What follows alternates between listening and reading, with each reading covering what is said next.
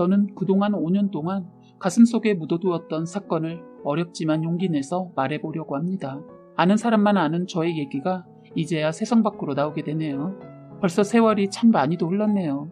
저는 지금부터 제가 겪은 사건과 그것이 밝혀지게 되었던 날들을 하나하나 다 얘기해보려고 합니다. 기가 막히고 두렵고 힘들었던 저의 성장 과정을 겪은 것까지 말해보려고 합니다. 제가 기억하는 아동기 때 아빠의 과한 사랑 표현, 유년기 땐 지나친 스킨십, 그리고 청소년기 때에도 끊이지 않았던 스킨십과 과한 아빠의 노출, 그리고 또 서슴없이 들이대는 아빠의 기습 뽀뽀는 저를 분노하게 만들었으며 날이 갈수록 저의 정신력은 쇠약해져 갔어요. 어느 순간부터 아빠의 목소리와 그림자만 봐도 깜짝깜짝 놀라는 일이 많아졌어요. 큰일이 있기까지는 그런 게 더러운 기분에 이상할 뿐이지 남들도 다 그러고 사는 줄 알았어요. 남들보다 아빠가 지나치다고만 생각했습니다. 그래서 이런 일로 학교에 상담을 하기도 그랬고 친한 친구에게 말하는 것도 괜히 우리 가족을 이상하게 생각할까봐 말하지 않았어요. 그래서 엄마에게만 아빠 좀 자제시켜달라고 말하면 엄마는 무조건 아빠가 저를 많이 사랑하고 아끼기 때문에 그렇다고 하면서 제 말을 무시했어요. 엄마는 아빠의 행동을 사랑으로 보려고 했고 되려 저를 이상한 애 취급을 했습니다. 저는 그때부터 엄마도 제 편은 아니라고 생각하며 살았어요.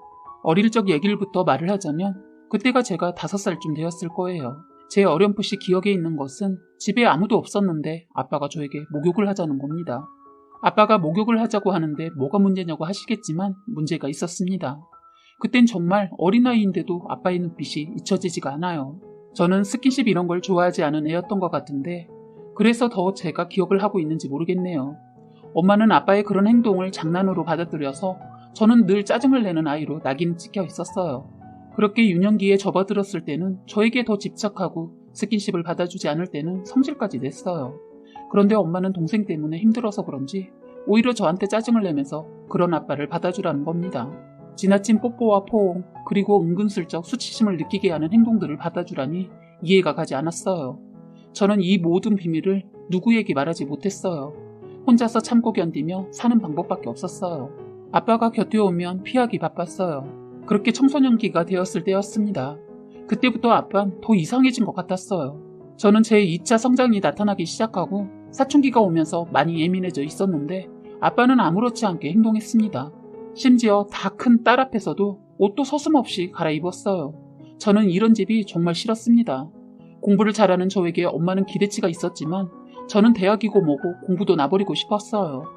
하지만 혼자 나가 살아야겠다는 결심이 서자 혼자서 살아가기 위해서는 공부라도 잘해야겠다는 생각에 뭐든지 닥치는 대로 공부하고 지식을 쌓았어요.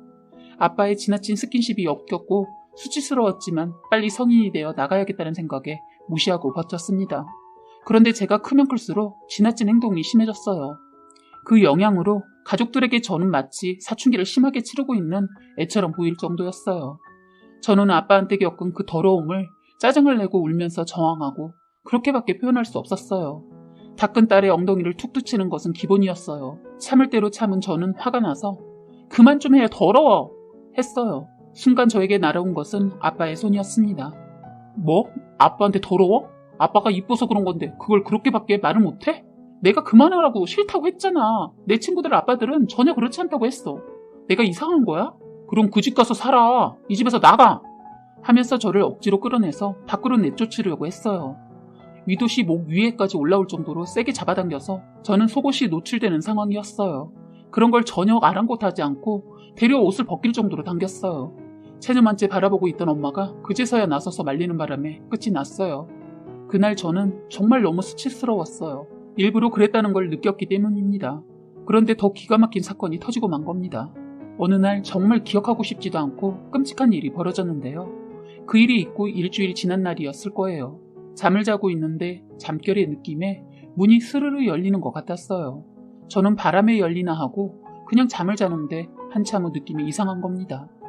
이불이 걷어지고 누군가의 손이 제 몸에 와닿는 것만 같았어요. 저는 순간 놀라서 소리를 질렀어요. 순간 그놈은 달아났고 저는 울기 시작했어요. 그런데 정말 정확히 기억을 하는데요. 그 손이 아빠의 손이었던 거예요. 아빠의 시계와 옷이 빛에 비쳐서 정확히는 아니어도 알 수 있었고 무엇보다 정확한 아빠의 향이었어요. 저는 울고 있고 아빠랑 엄마는 놀라서 제 방으로 왔는데 너무 소름이 돋더군요. 어떻게 연기를 능청스럽게 잘하는지 정말 그날 제가 그 집에 있는 것이 끝이었어요. 저는 엄마한테 엄마 집에 혹시 숨어있는지 봐봐. 아무도 없어. 왜? 대문 소리가 안 났어. 나가는 소리 말이야. 하자 그 인간이 하는 말이 아빠가 나가는 거 보고 달려가 봤는데 없어. 그러자 엄마가 뭐야 당신? 지금 나랑 정은이 방으로 바로 왔잖아. 당황한 눈빛을 하면서 아니야 아까 난 거실에 물 먹고 있었어. 너 잠이 덜 깼니? 엄마는 더 이상 말을 하지 않았고 제가 진정한 것을 보자 방으로 갔어요. 저는 서둘러 짐을 싸기 시작했습니다. 확인을 하고 나니 더 이상은 안 될 것 같았어요. 그리고 새벽에 친구에게 전화해서 친구 집으로 갔어요. 엄마는 아침에 제가 없는 것을 확인하고 전화를 했지만 받지 않았어요. 엄마도 이젠 저에게 어떠한 도움이 되지 않는다는 것을 알았기 때문입니다. 친구는 엄마랑 같이 둘이 살고 있어서 제가 당분간 신세를 져도 되냐고 했을 때 흔쾌히 받아주셨는데 잠깐이라 했던 것이 거의 1년이 넘게 신세를 지고 생활을 했어요. 엄마도 제가 고집을 부리니까 더 이상 어쩌지 못하고 친구 엄마한테 부탁을 하더군요. 그렇게 저는 친구 집에서 생활하다 졸업을 했어요. 졸업식 날 1년 만에 아빠라는 그 사람을 봤는데 너무 무서웠어요. 보자마자 저를 안아주려 했어요. 제가 뒷걸음질을 살짝 하자 행동을 멈추더군요. 오랜만에 보자마자 한다는 소리가 와 이젠 아가씨네. 많이 이뻐졌네. 누가 들어도 아빠가 딸에게 하는 말은 아니었을 것 같아요. 그것도 오랜 시간 못 봤는데 말입니다. 저는 아빠가 아니고 짐승이라고 생각하고 살아서 그런지 더 낯설었어요. 졸업을 하고 취업을 하려고 하는데 엄마는 끝까지 반대를 해서 대학까지만 도움을 받자 하고 엄마가 얻어준 빌라에서 자취를 했어요. 저는 한 번도 혼자 살지 않아서 너무 무서웠지만 친했던 친구들과 학교도 다르고 거리가 있어서 당분간은 어쩔 수 없이 혼자 생활하게 되었어요. 저는 사실 다른 사람이 무서운 것보다 아빠가 무서웠어요. 행여나 찾아올까 두려웠거든요. 그런데 한 달쯤 되었을 때 문자 하나가 온 겁니다. 잘 지내고 있냐고 조만간 한번 만나서 밥 먹자는 거였어요. 저는 그때부터 긴장 속에 살았던 것 같아요. 하루는 화장실에 불이 깜빡여서 과에서 알게 된 여자친구 같은 남자친구인 민수가 근처에 있는 빌라에서 자취를 하고 있어서 도움을 청했어요. 친구가 전구를 사와야 할 것 같다며 철물점에 간 사이 그 사이에 짐승 같은 아빠가 온 거예요. 저는 친구가 온 줄 알고 문을 열었고 짐승만도 못한 그 사람은 저를 보고 환하게 웃더군요. 순간 너무 놀라 들어오라는 말을 할 수 없었어요. 너무 무서웠기 때문입니다. 그런데 자연스럽게 문을 닫으려고 하길래 먼저 들어가라고 하고 신발을 정리하는 척을 하며 저는 문을 닫지 않고 바로 계단으로 뛰어내려가는데 눈치를 챘는지 뒤따라 뛰쳐나와 저를 잡으려고 하더군요. 저는 눈물을 머금고 몇 계단을 뛰어서 내려가다 그만 계단에서 구르고 말았어요. 그래서 그만 잡히고 말았습니다. 도망가려는 저를 잡아서 사정없이 뺨을 여러 번 갈기더니 발로 배를 여러 번 차고 기절 직전이 되자 저를 질질 끌고 올라가는데 때마침 그 친구가 제 모습을 본 겁니다. 저는 도와달라고 소리치고 싶었는데 소리가 나오지 않았어요. 남자친구는 한 걸음에 달려와 따지고 들었어요. 뭐 하는 거야 당신? 친구는 놀라서 반말로 대응했고 아빠는 너 가던 길 가라. 남의 가정일에 신경 쓰지 말고. 당신이 누구인데? 나 이 여자 보호자다. 됐냐? 가라. 그래요? 난 친구인데 이대로 못 가죠. 했어요. 자기가 아빠라고 하면 친구가 가만히 있을 줄 알았나 봅니다. 친구는 말로는 안 될 것 같은지 거세게 저를 못 데리고 가게 말리면서 일부러 주변에 들리게 더 큰 소리를 쳤어요. 주변에서 그 소리를 듣고 한두 명씩 모여들기 시작했습니다. 아빠라는 인간은 더 이상 안 되겠는지 너 내가 다시 온다. 다음에 이러면 다신 가만 안 둬. 알 수 없는 말을 했어요. 저는 너무 두렵고 무서워서 엄마한테 전화를 했지만 제 전화를 받지 않았어요.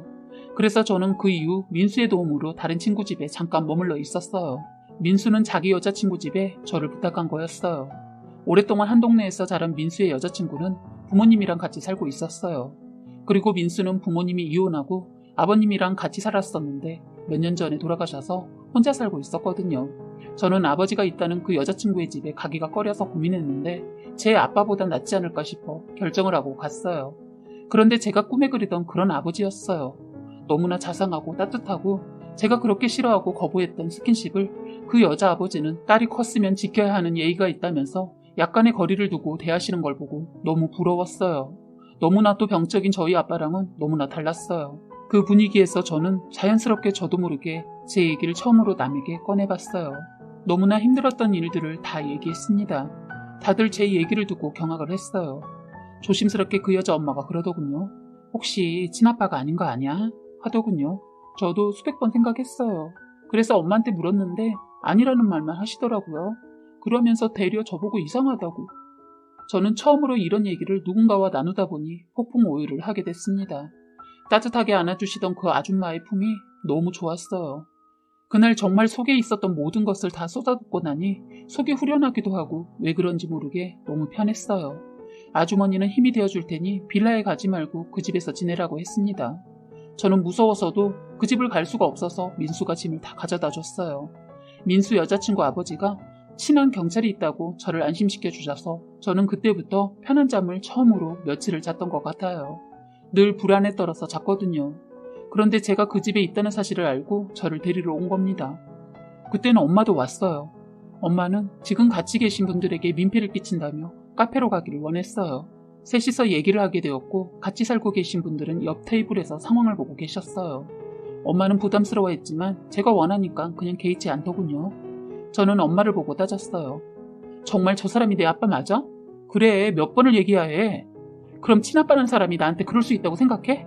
너 도대체 뭘 말하는 거야? 사람들도 있는데. 날 지속적으로 성희롱하고 심지어 날 어떻게 하려고 했어.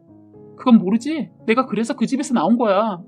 너 말 같지도 않은 말 그만해. 엄마는 늘 이런 식이야. 아빠가 나쁜 짓까지 했다고 하며 소리를 질렀어요. 그랬더니 너 그런 말을 왜 이제야 얘기해? 내가 몇 번이고 말했어. 엄마는 내 말을 들어주지 않았던 거고 이번엔 내가 살던 곳까지 와서 어떻게 한 줄 알아? 그러자 엄마가 뒤돌아서 그놈의 밤을 쳤어요. 너 그랬어? 진짜 그랬어? 너 내 딸을 여자로 본 거야? 미친 새끼야.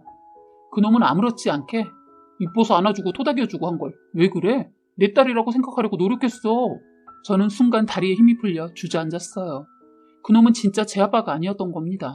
이번 일을 겪으면서 이상하다고 생각하고 친아빠가 아닌가라고 수백 번 생각하면서 정말 친아빠가 아닌가라고 생각했는데 진짜 아닐 줄이야. 친아빠였어도 충격이고 아니었어도 충격인 이 일은 저에게 많은 상처를 줬어요. 저는 카페가 떠나가게 소리치며 지난 날을 다 얘기했어요. 엄마는 분노에 못 이겨 테이블에 있는 컵을 들어 그놈 머리를 내리쳤어요. 순식간에 일어난 일이었습니다. 그런데 그놈도 가만히 있지 않고 엄마 머리채를 잡아서 테이블에 내리쳤어요. 저에게까지 손을 뻗었지만 같이 온 분들의 도움을 받았어요. 민수 여자친구 어머니가 미리 경찰에 신고를 해놓은 상태여서 엄청난 사건은 경찰이 그놈을 잡으면서 마무리되었어요.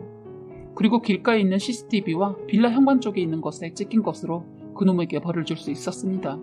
저는 엄마와 마지막 시간을 가진 날 엄마에게 이놈이 내 아버지가 된 순간을 얘기 들었어요. 그리고 제 아버지에 대해서도 들었습니다. 엄마는 20살에 저를 가졌는데 아빠가 오토바이 사고로 그 자리에서 즉사를 했고 동거를 하고 있던 터라 혼인신고도 하지 않은 상태라 시댁에는 알리지 않고 그냥 외가에서 저를 낳고 살았다고 합니다. 제가 3살이 될 때까지 그렇게 살다가 동네 오빠 10살 차이 나는 아빠를 만나서 살았다고 해요. 그러면서 동생도 낳았고요. 그동안 저를 속였기 때문에 굳이 말하려 하지 않고 끝까지 비밀을 지키려고 했다고 합니다.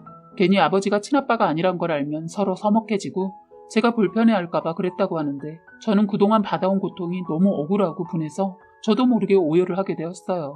그런 모습을 지켜보고 있던 엄마도 오열을 하더군요. 그런데 엄마가 이런 말도 해주더군요. 아빠 제사가 오늘이야. 정말 아무 말도 하지 못했어요. 그리고 울기만 했습니다.